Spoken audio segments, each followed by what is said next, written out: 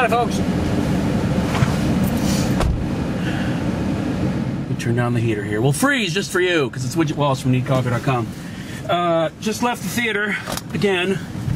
That means it's time for another Wayhomer review, I guess.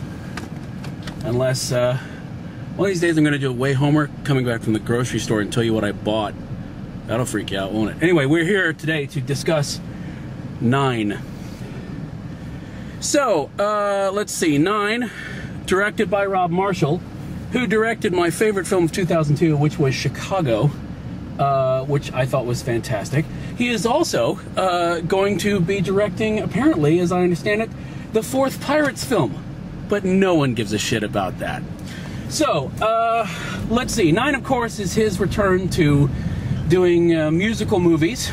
And synopsis. Synopsis is Daniel Day-Lewis plays Guido, who is a famed Italian filmmaker. And he is about 10 days out from having to start production on his latest film, Italia. And he's not doing too well because he doesn't have a script, and he barely has half a mind left. And he's kind of haunted by dealing with the demons of all of the various and sundry women in his life. And that's where we join him. So there's your synopsis. What can I say about 9? Well, first of all, let's talk about the cast. Daniel Day-Lewis is Daniel Day-Lewis, which means he's not Daniel Day-Lewis.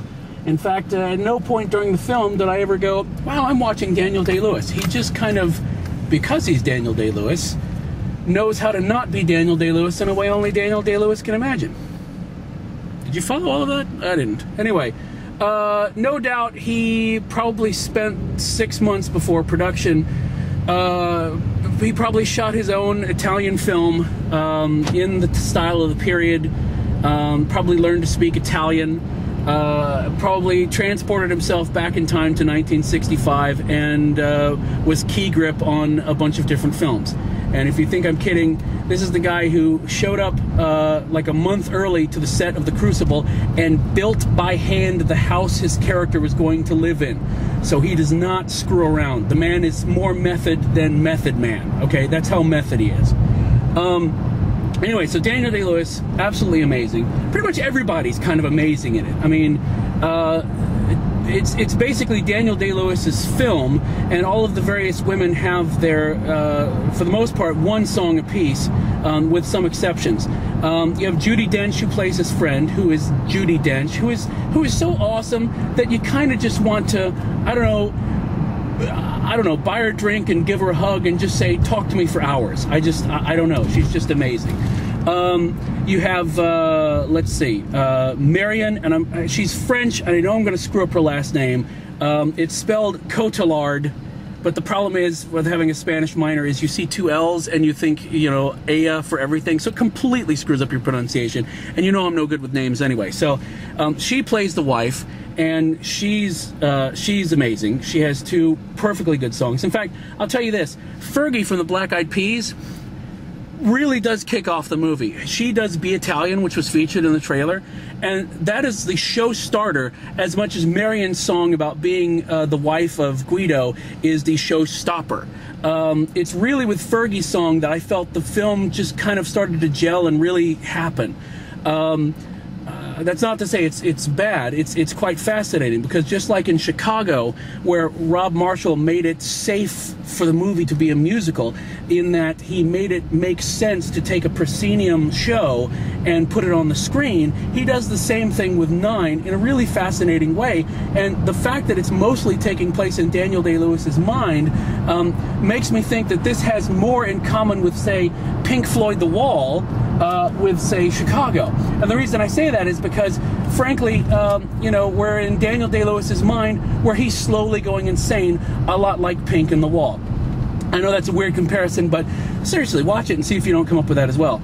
The songs are all fantastic. The dancing is fantastic. Everybody does their own singing. The choreography is amazing. The cinematography is really freaking amazing.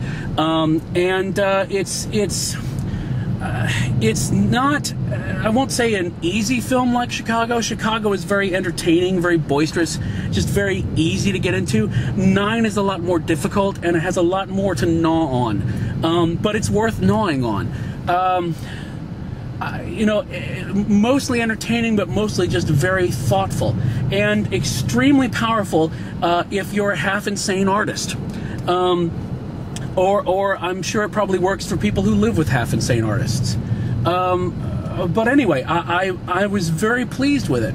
I didn't exactly enjoy it as much as I did Chicago, simply because it's a completely different feel. It's a different show. I don't like the show itself as much as I do, say, Chicago.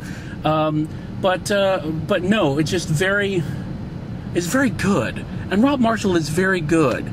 And if he needs to go do Pirates 4 to make a little cash so he can go do another Broadway musical type movie, I'm totally fine with that. I forgive you in advance, Rob.